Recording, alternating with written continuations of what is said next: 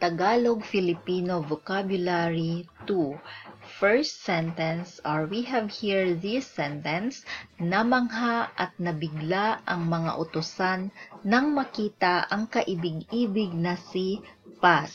Okay, so this is roughly translated in English as amazed and startled were the helpers when they saw the charming Paz, or it could be the helpers were amazed and startled when they saw how charming Paz is.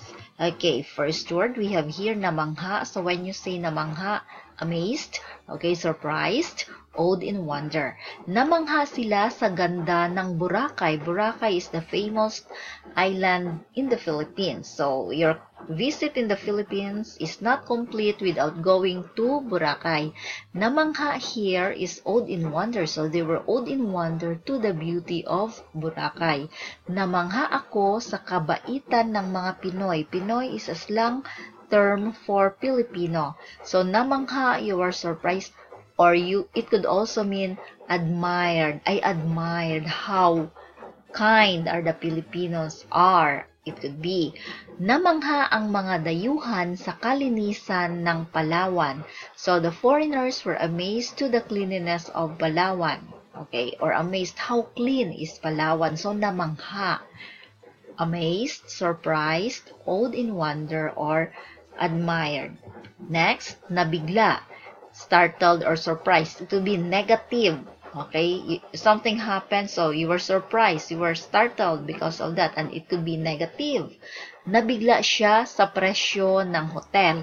So, presyo, price, or rate. So, she was surprised. Okay. Next, nabigla ako sa sigaw ng babae. So, I was startled to the shout of the girl, or because the girl shouted. So, nabigla ako. Nabigla kami sa malakas na ulan. So, we were startled due to the heavy rain or because of the heavy rain. So just look at the sentences pattern or the word arrangement. So first word here is nabigla, and then followed by the doer of the action and then the object.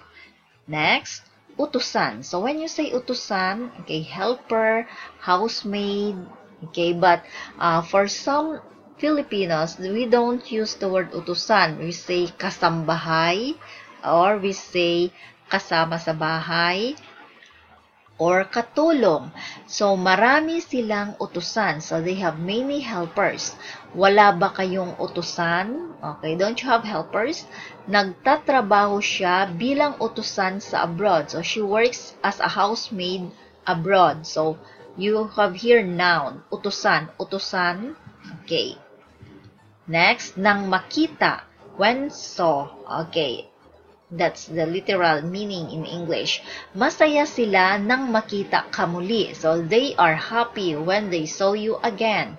So, nang makita, okay, when saw, nalungkot ako nang makita ko ang pulubi.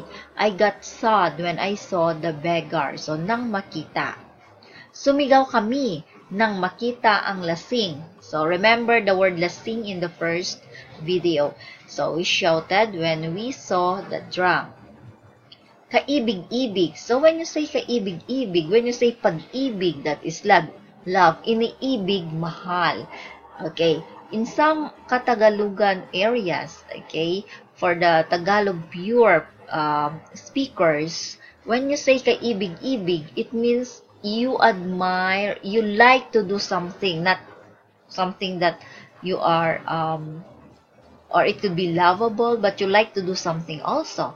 So in the sentence that we have, when we say kaibig-ibig there, it means that admirable, okay, likable. So kaibig-ibig ka talaga, you are really lovable, okay.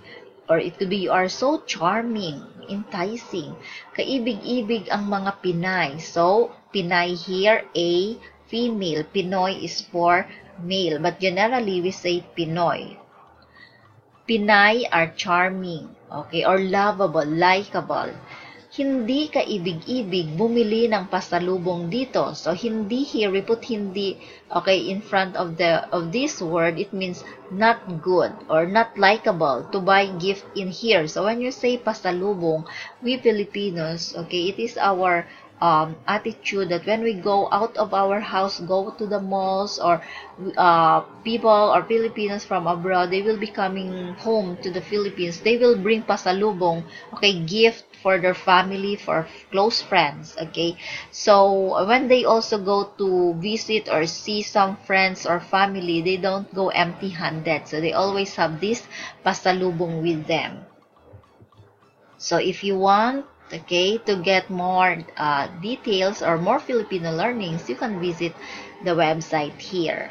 Please subscribe to this video to know more about this Tagalog series vocabulary.